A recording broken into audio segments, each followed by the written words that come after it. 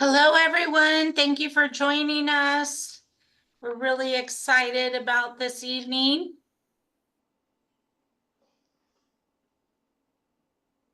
We have two great ladies with us tonight.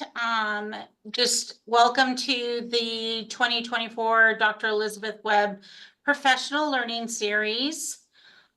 We wanted to just shout out about our the Georgia TESOL Multilingual Learner Writers Contest is going on. Submission window closes soon on the 11th. That's actually tomorrow. So we hope that you've encouraged some to submit, but if not, there's a little bit of time left.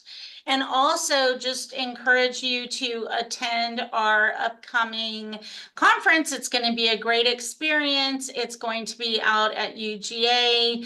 Our theme for the year is impact, because we all are making an impact one way or another on the people that we come in contact with. So we hope to make that a positive contact and have a ripple effect. So just come and learn and collaborate and network and join us for the conference. It's going to be really great.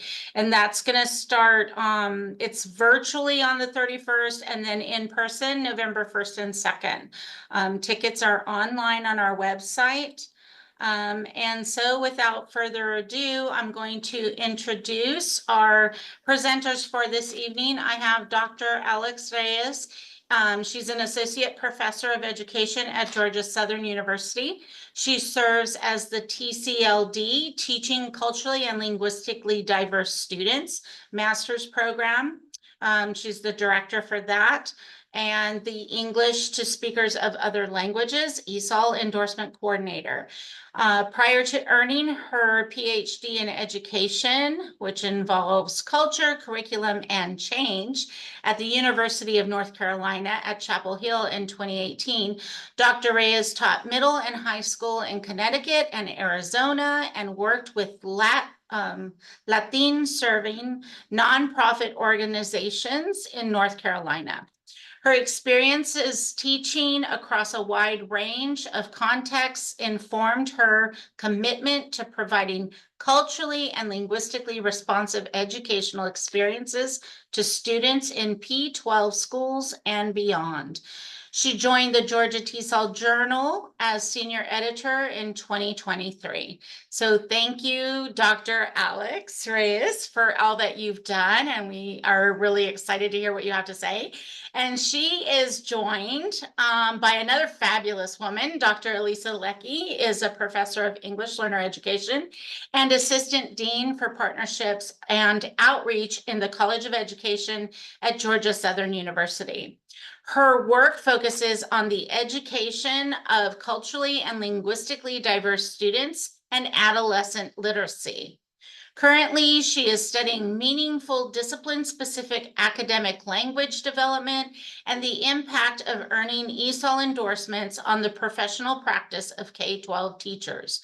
She is also working with local school districts to help them address the growing numbers of English learners in their classrooms through collaborative coaching and the modification of materials and assessments for emergent English learners. Prior to moving to Georgia, Alisa taught language arts, Spanish language arts, and ESL for 18 years at a middle school in Southern Arizona. So welcome, Alisa, Dr. Leckie. Thank you both for being here and agreeing to be part of this evening with us. And I have another one coming in. We're going to welcome this other one, and I'm going to go ahead and just briefly mention our next upcoming is the last session of the year, and I'll come back to that one. Okay, should be going. There we go. Thanks, Maria. Thank you for that lovely introduction. So as Maria said, I'm Alex Reyes, joined by Alisa Leckie, and we're talking about how to enhance family literacy and adult ESOL programs and thinking about connecting schools and communities.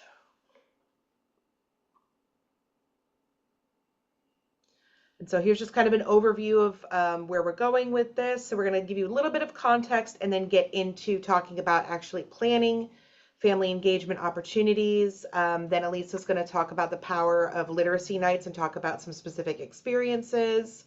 We're going to talk about adult ESOL programs and then kind of come back to this idea of connecting schools, communities, and then open it up for questions. You can also put your questions in the chat at any time and we'll kind of come back to those. Okay. So, I mean, most of us are aware, but I want to give a little bit of context, right?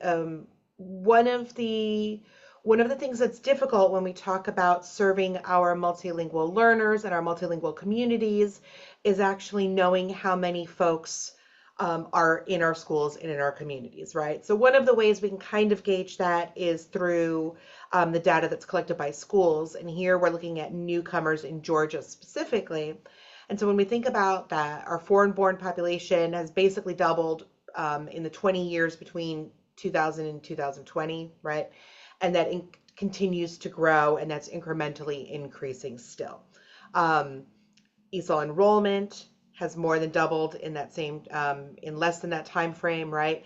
And what's really important for us to consider is that this is actually faster and a more rapid and significant growth than the national average. So even though these trends are happening generally across the country, in Georgia they're happening at a faster rate, and we're not necessarily keeping pace. And so what we're interested in is thinking about how we're going to serve these newcomers. When we're thinking of newcomer students, which we can track in schools, that also implies that we're having newcomer adults, right? And that's where our adult ESOL and family literacy is going to come into play.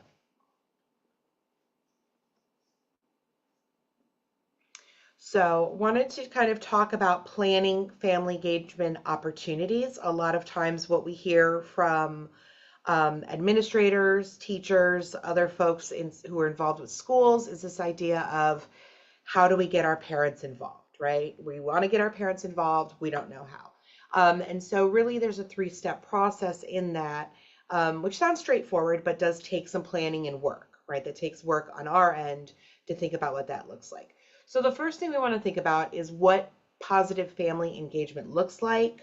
Then we're going to identify potential barriers to that engagement and then think about reasonable ways that we can begin to increase accessibility for family engagement.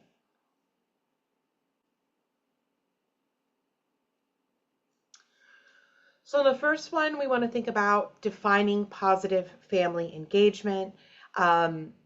Different cultures have different expectations and norms around engaging with schools, engaging with community members, etc. And so it's really important to understand who your students are, who their families are, and what their cultures are to really begin to think about what engagement looks like from their perspective, what we're expecting, and where we can make that kind of meet in the middle, right?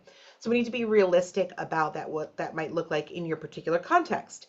If your definition of family engagement is having room parents, right, or having the family come out during the day for different meetings, that's not necessarily realistic if in your context you have a lot of families who are working during the day, right? So that's not always what we want to do. So we need to think about what does that actually look like realistically, and then also think about what are our expectations. When we say positive family engagement, what does that look like? What are the behaviors that we're expecting for the teachers? What are we expecting students to do? What are we expecting family members to bring into these spaces and into this engagement? So that's the first thing, is to really think about what do we even mean when we're saying positive family engagement, or if we're thinking of parental involvement or any of these other kinds of ideas that we have. Okay. So once we've kind of set forth that idea of, okay, here's what realistic positive family engagement can look like, our next step is to think about what are some potential barriers, right? So what can we anticipate? You now, if you have an understanding of your students' home lives, you understand their cultures, you've set up this idea for positive engagement. What are some of the barriers? Are there barriers around transportation? Are there barriers around work schedules, around language barriers, around comfort levels, around childcare needs, right? All of these different things can become barriers to having that positive family engagement. And then it becomes, we try to reach out, parents don't come, right? But they're not necessarily thinking about all the barriers that exist that may prevent people from being able to engage in meaningful ways. Okay.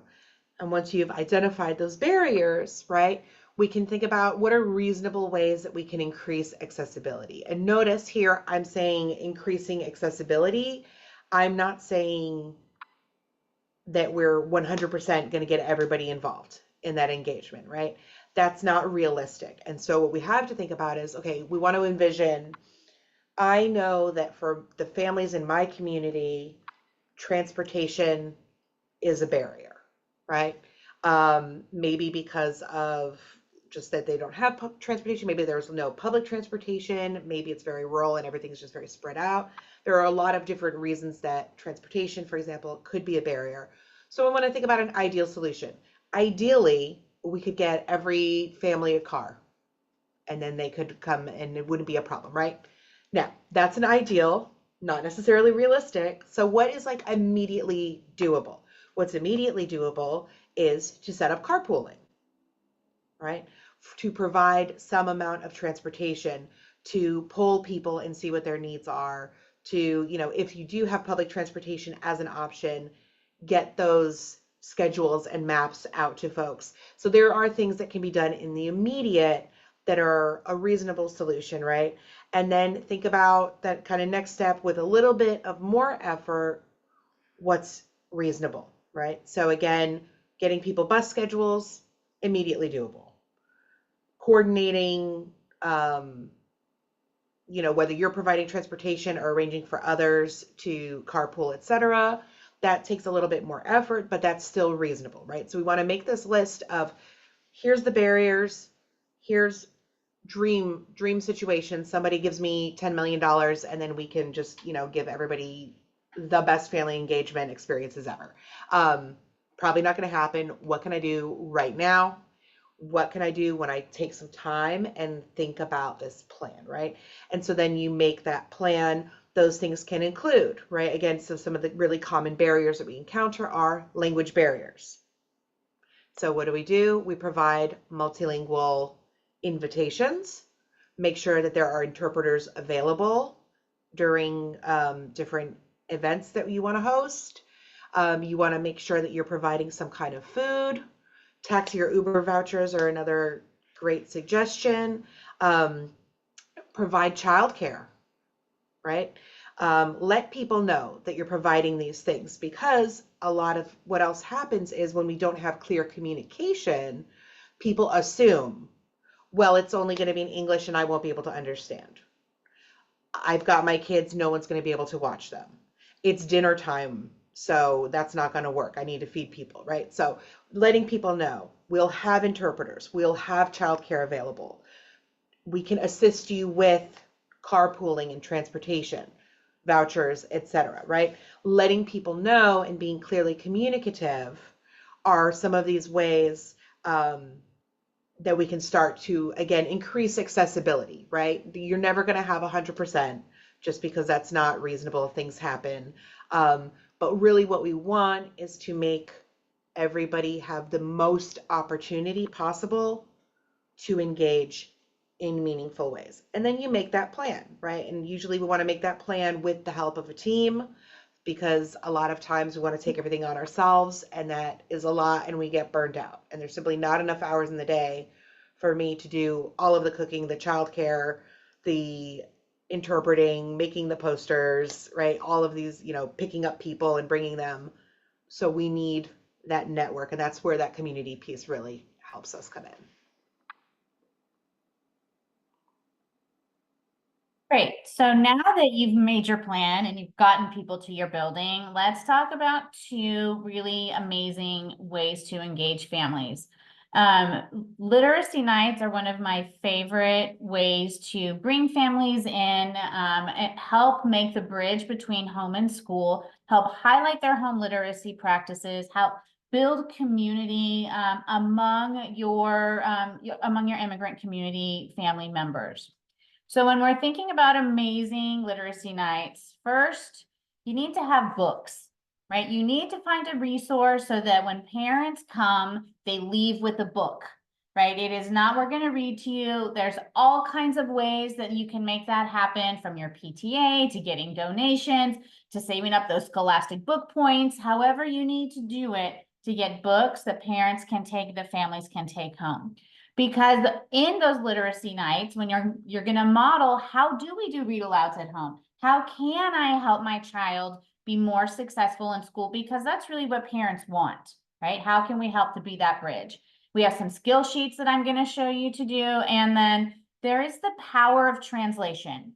Now, I am going to say it is not possible, at least I have not been able to figure out a way to have materials ready to go for every possible language that could show up at my school.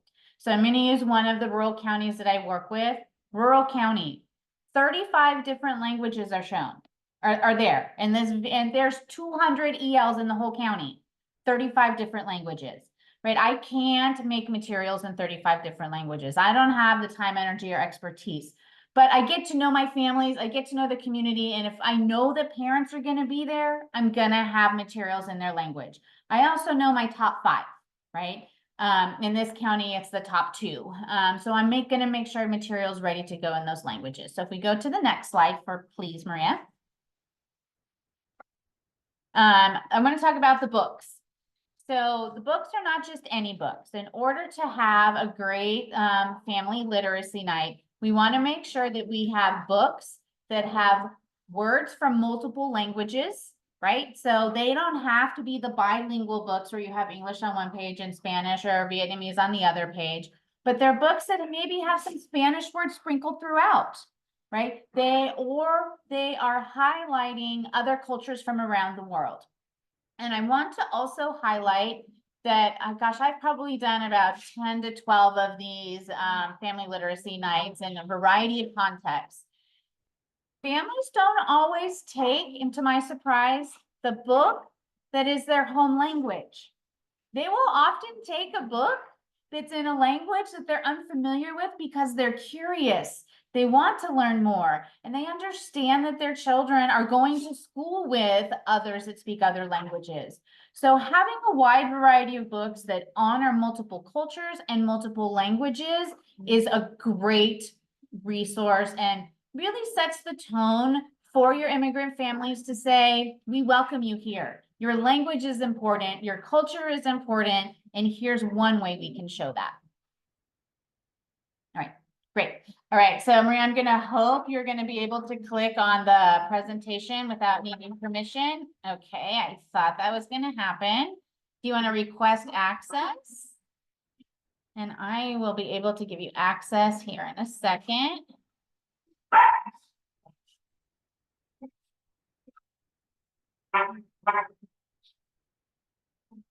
Okay. I'm also gonna walk to, yes, done. I think you should be able to do that now. I'm just gonna lock myself in my bedroom because my dogs are deciding right now to be really rowdy. Hang on. Okay, Maria, do you have access to it?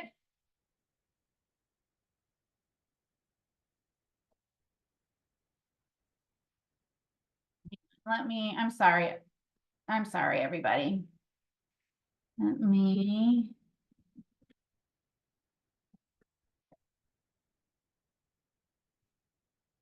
Okay, try now, Maria.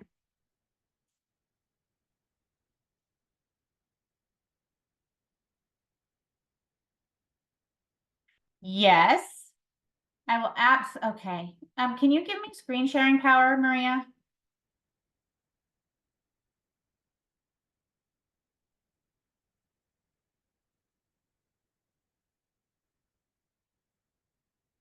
And when Alex is talking at the end, I will give people permission to look at this presentation.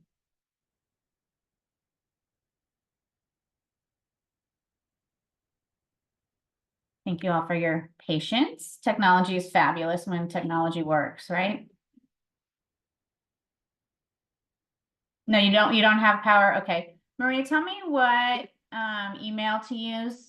I did the Bell South. Is there another one? It's my GCPS one, Okay, so can you tell that to me? maria.gillentine@gcpsk12.org.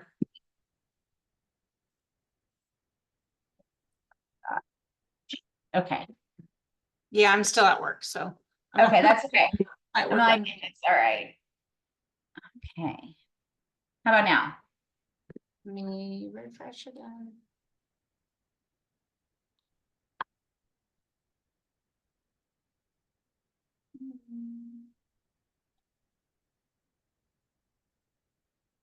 Mm-mm.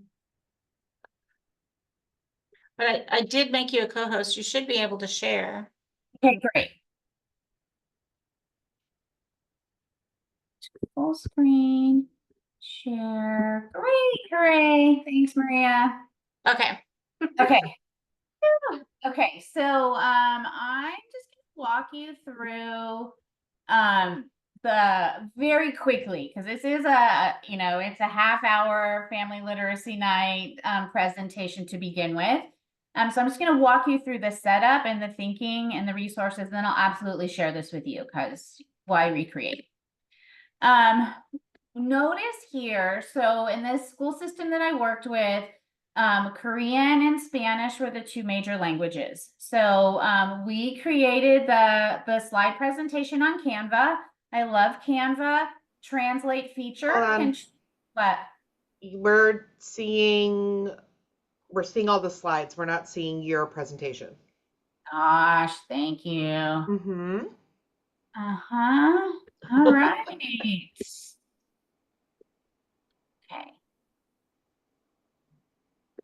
How about now? I think you just need to view.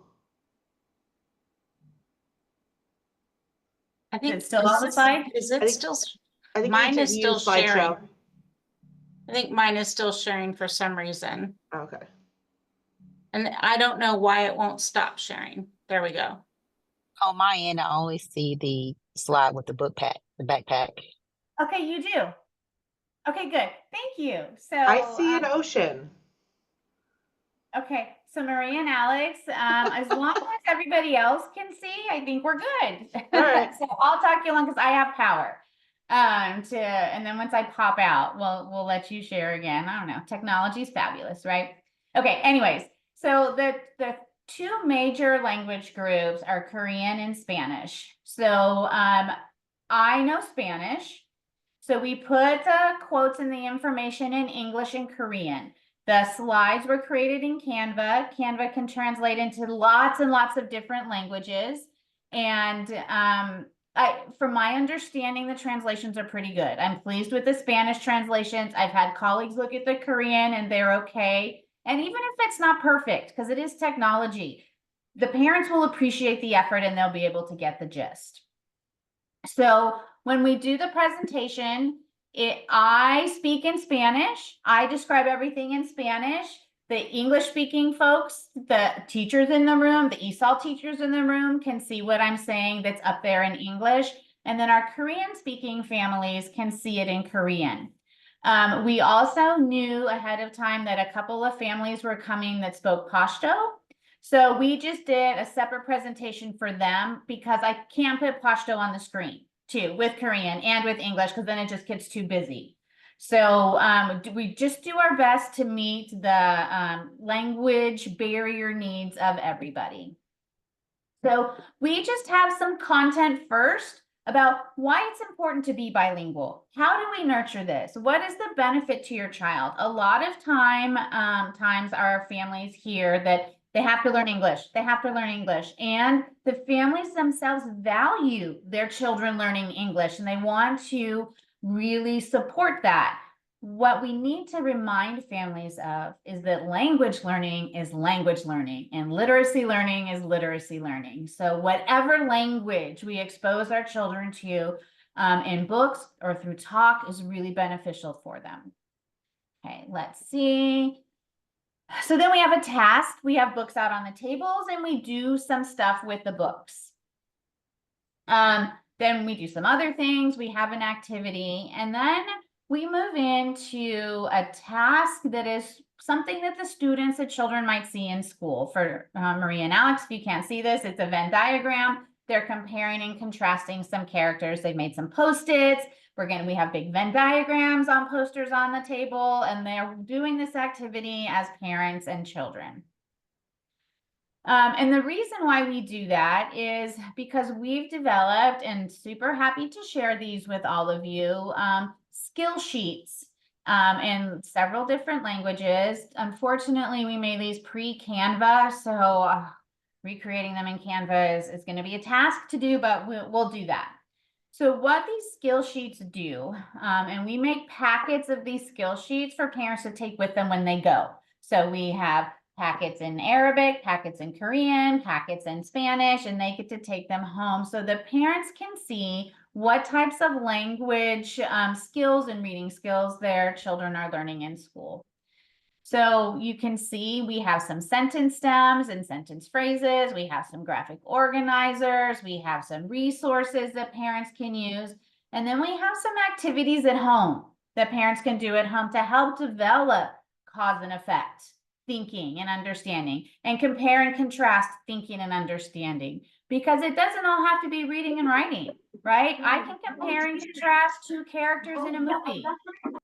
I can compare and contrast my apples and my oranges, right? I can talk about cause and effect in a variety of different ways. The other thing I want to point out about these skill sheets, let me see if I can scroll back up again, is sometimes we have the English first, and sometimes we put the Spanish first. Okay, so we prioritize sometimes the home language and sometimes the English language. All right, let me see how I get out of that and go back here. Okay, are we back to the slideshow? Okay, it worked, great. We're back to yours right now. Okay, great, thank you. So I'm gonna go back to this Yeah. one. You're Yes? gonna go back to the main one, yes, please. Okay, is everybody seeing the main one? No, because I'm still sharing. There we go. I see the main one. Okay, Great. So those skill sheets, just to find, are really helpful takeaways from that literacy night. So we're going to engage activities as families together, and then they get to take something home to foster that language and literacy development on their own. Great. Literacy nights. Super fun, amazing. And what those literacy nights do as well is they help build community among the families that are attending. A lot of times, I don't know how many of you work with folks in largely rural counties where they're kind of spread out. They might only have a couple in a school, to really help them understand that they do have community. And then the next piece that we have been endeavoring with lately are getting some adult ESOL programs, right? Many parents in our communities want to learn English. We do have around us some technical colleges that offer English ESOL programs. Documentation status is a prerequisite. That's not possible for all of our families. Sometimes they can't drive to where the class is being held. So we just try to figure out a way, how can we address this huge need in the community in a way that is welcome to everybody. And in order to do these programs, you need help. One entity cannot do it by themselves. A school cannot do it by themselves. Us at the university, we can't. We partnered with the church. They were starting to, they can't. Like we need to bring all of our resources together to help make these things happen. So reach out. There are people in your community that actually do want to help. They can help by supplying the material resources, the books or the paper or the copy machine, like whatever that resource is, or the space. Sometimes having and hosting adult ESOL at a school is not the best space for them. Maybe they feel uncomfortable in the school. Maybe they don't want to be in the school. Maybe it's not located in a convenient place. Maybe a church or a community center is a better place. And then also harness your expertise. Okay. This is where you, as school system people, are probably going to be the expertise. And then after you're like, okay, we have the stuff, we can do it, really think hard about a schedule. And I say this from experience. The adults that we're working with are probably working adults and parents. They need a beginning and an end. We have found that 8 weeks is kind of that sweet spot because they can commit to coming once a week for 8 weeks, right? If we have a full semester long adult ESOL program, that's a big commitment for me to make. I have life that happens, and they tended to like just drop off and stop coming. Right? Whereas if it's only 8 weeks, they can power through when life gets busy because there's only 2 more sessions, right? So really having it finite is helpful. You can do another 8-week session, right? Doesn't mean that you only do one per year, but really starting to think about stopping and ending points and how often per week. Great. So now what do you teach? Oh, I'm going to hope you can click on that, Maria. We're going to see. And if you can't, I'm just going to, I'll put it in the chat later. So, oops. There you go. Perfect. So, here's the thing. Our adult English learners are very diverse, even if they're only Spanish speaking, which is the population of parents that we spoke with or worked with.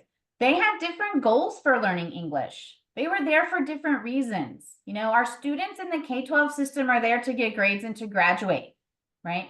Our parents are not there for those reasons. They come to us with different literacy levels in their home language, okay? And that impacts the way that we teach them English. And some of them come to us with some English. They just want to broaden and expand their English. So we have to figure out, what are all of our students? What are we doing? And I strongly encourage you, class 1, this is what you do. You spend some time. What are your goals? Why are you here? What do you want to learn? What do you want to get out of this?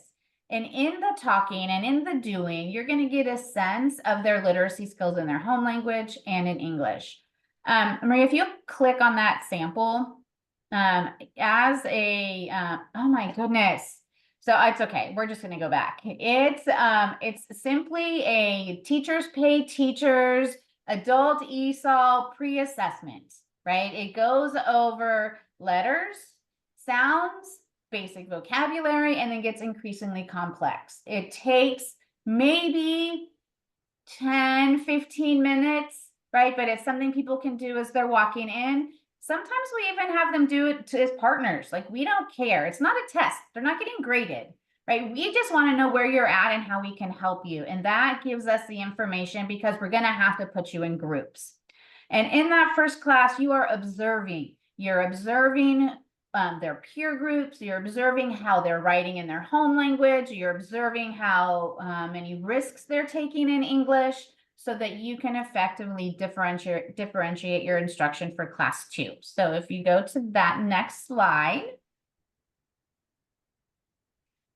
Great. So we've run 4 cohorts now of ESOL classes. And we've had these same 3 groups. They're different. Well, some people come all the time. But even when our groups are changing out, we tend to have these 3 groups. We have one group that has very basic literacy skills in Spanish and very, if any, literacy skills in English. So we are really starting at the basics of letters and sound, words and sentences, basic vocabulary. And then we have a group that has some English, but they just need more vocabulary. They just want to start to work on their writing because maybe their speaking is good. Maybe they have some basic vocabulary, they just need more. And then our third group, they don't really care about reading and writing. That's not a priority for them. They want to know how to have conversations in the community and conversations at work. That's it. That's their goal. That's why they're here with us. So how do you balance all of those different needs and goals into one class? So our sessions were about an hour and a half. We started with a whole group read aloud with a vocabulary and a language focus, which benefited everybody. Sometimes we use children's books, sometimes we use the high interest piece, but we really spent maybe 5-7 minutes with a whole group activity. Then we broke up into our 3 small groups based on their goals and their needs, which means we had 3 different teachers, right? There's not one teacher that's teaching all 3 of these groups at the same time. We have 3 different teachers. Sometimes we have their volunteers or their students that we're working with. We've planned based on the needs of our students. And then at the end, everybody leaves with materials they can use to practice and apply at home, right? Or to review at home. Nobody leaves empty-handed. We, at the beginning of each 8-week session, we give everybody a folder so they can put all their materials in their folder, and that's their ESOL folder, and they bring it back and forth to class every time, and they can just keep adding their materials there. Okay, next slide. So what did we learn? Here's the biggest takeaway. We identified the need. Everybody in the community, this is down in Savannah, talked about the need. We need adult ESOL. We need adult ESOL. Who's going to do it? Who's going to come? The first time, and we worked with the church to host the adult ESOL class.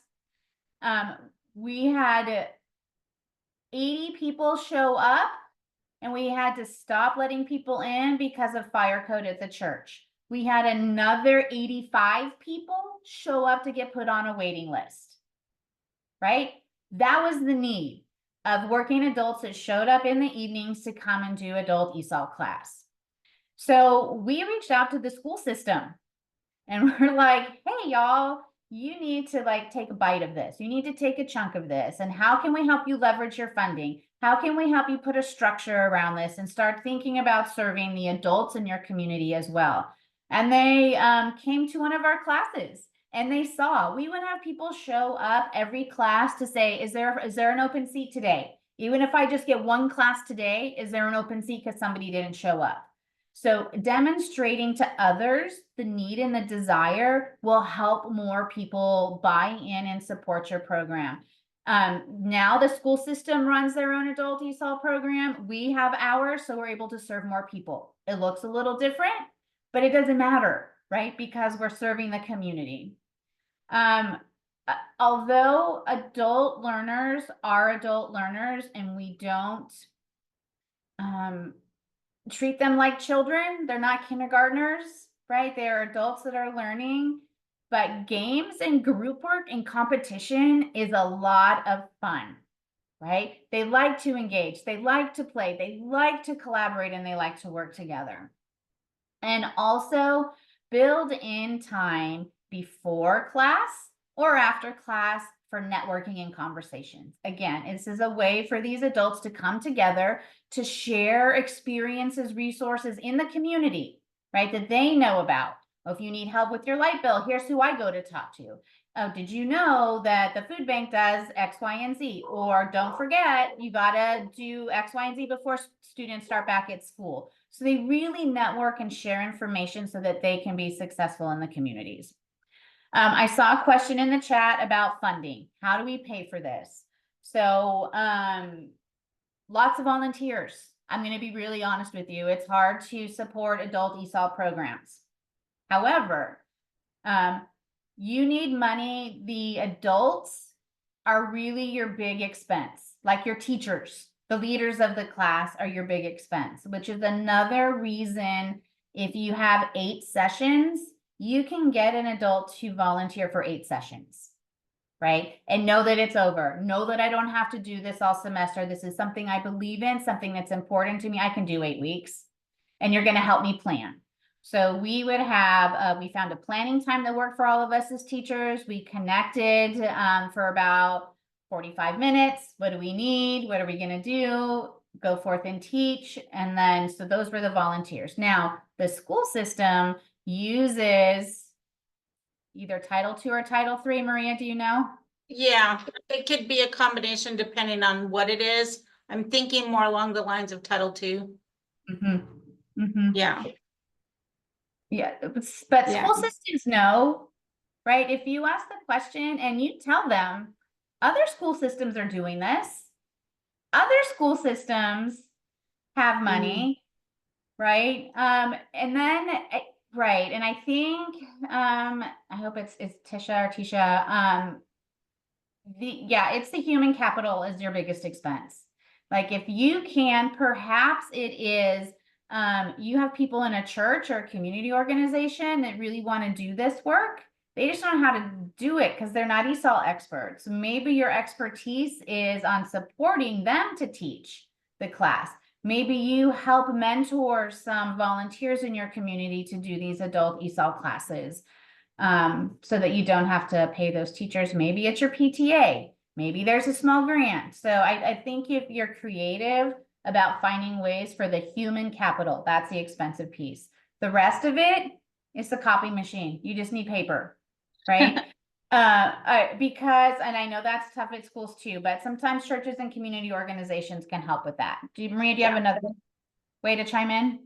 Well, I was just saying these are really tangible ideas, but I think because of the time, we might want to leave more questions to the end. Got it. Perfect. Yeah, we can do that. So one more last train of thought I had. Oh, one thing, don't rely on technology, right? When we first started doing these classes, we're like, we're going to give them all these apps that they can use, all these ways to practice at home. We're going to have these QR codes so we can interact. No. For a variety of reasons, right? Their phone plans don't allow it. They don't have the phones that have the right data plans. And plain old, I don't know how to do technology. I'm not comfortable with technology. This is not the space I want to be in. So having those paper, pencil, tangible activities is the way to go. I wouldn't even, we don't use any technology anymore except a screen to project what we're doing for the whole group. All right, Alex, you want to finish us off? Oh, sorry, one more slide.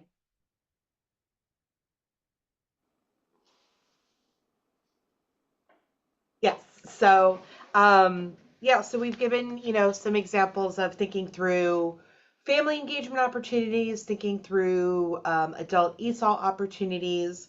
And one of the biggest things, as we're planning this, of course, we're giving you some tangible tools to kind of work from, and a lot of it's sort of vague. And the reason for that is intentional because you need to be a proactive learner yourself. You need to learn who your community members are. You need to learn what do they want and need, right? Because that's a huge piece is a lot of times people go in assuming what other folks want or need rather than learning from them and then providing based on that information. So an example of that is I used to coordinate a tutoring program for a nonprofit that worked with Latinx youth in like K-8. And it actually originated as a community-based organization that was providing ESL classes to adults in the community.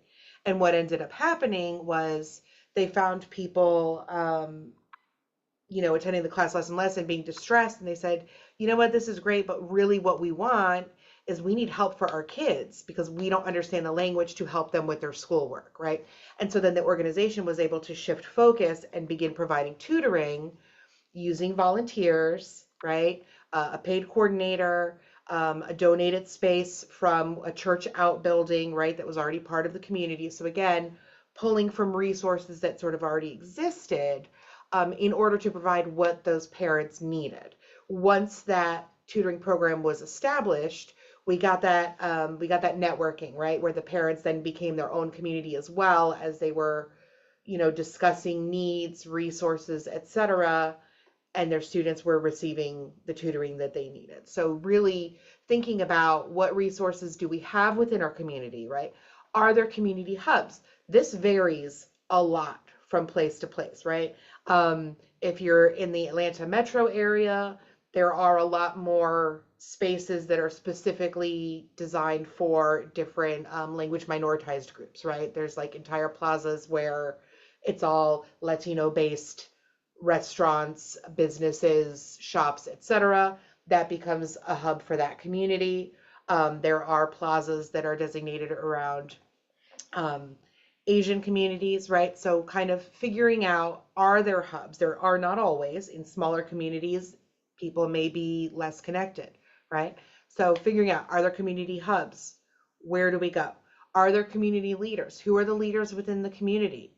Who are out there making connections, getting folks on board with various things, right?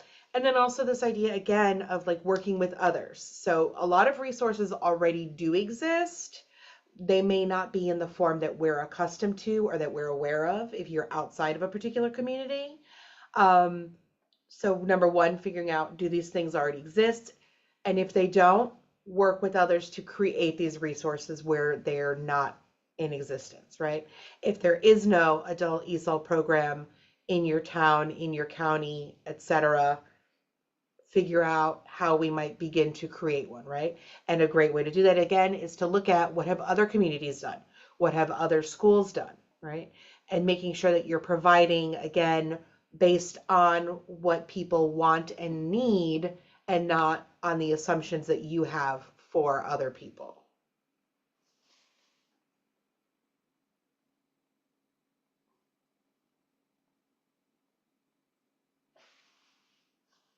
Okay, now it's question time. Yes, and I'm sorry, I clicked on the link that Alisa shared, or Dr. Leckie shared the link to her presentation in the chat, and I clicked on that, so that's that's what it went to. So you do have the link to her presentation in the chat. And it's open to questions, so if you want to unmute, or feel free to type in the chat.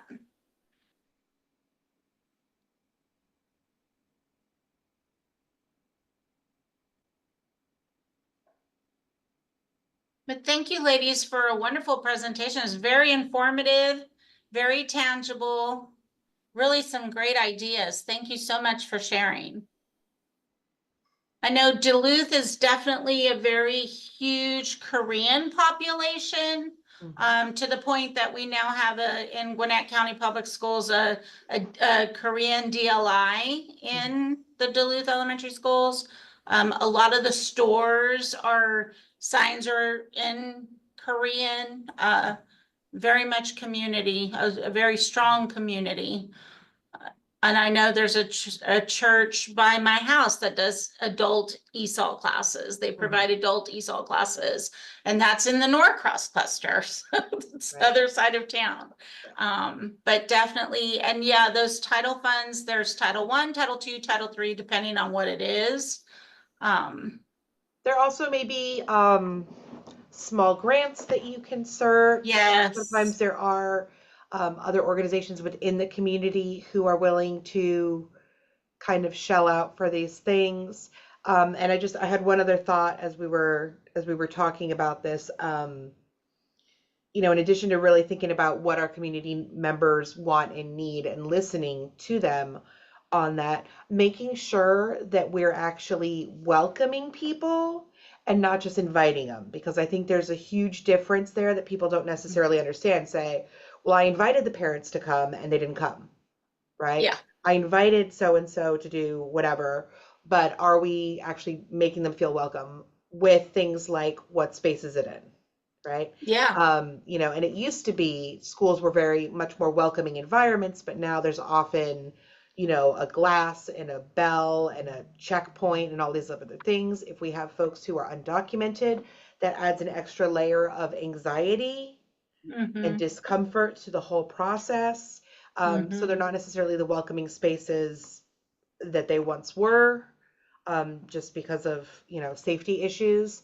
So thinking about, you know, public libraries are great spaces, other community centers, other nonprofits that exist to help people feel welcome. And then again, extending welcome looks like reaching out in somebody's home language, taking into consideration their needs, and really putting that out there rather than just saying like, well, I hung up a flyer and nobody liked it. Right. Right. Before you all hop off, I did add the presentation and then the folder that has those skill sheets that are translated into a couple languages, just to give you an idea for how to do them. I would highly recommend doing them in Canva if you're gonna redo them, because then you can automatically translate them into all these different languages. Great resource. Yeah, thank you for sharing those. Yeah. And the presentation was really great information. Oop.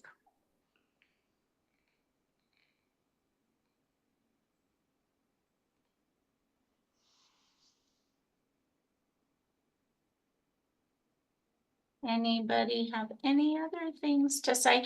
I'm just gonna go back really quick. Wanted to, let me go back to this one. And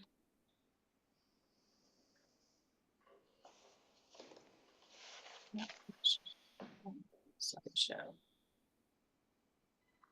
Okay. So just a reminder that we have one more presentation for this year on November 14th at 5:30. We will have our next session is facilitating pre-service ESOL teachers, multilinguistic awareness of Spanish, examining language ideologies. And so this will be a great opportunity to learn again, and this will be the last session of the year on November 14th. And of course, we appreciate you attending and joining, and I'm sure you found it just as helpful and beneficial as I did. And just please share your feedback. We really appreciate feedback. So if you can scan the QR code, I believe there might be a link.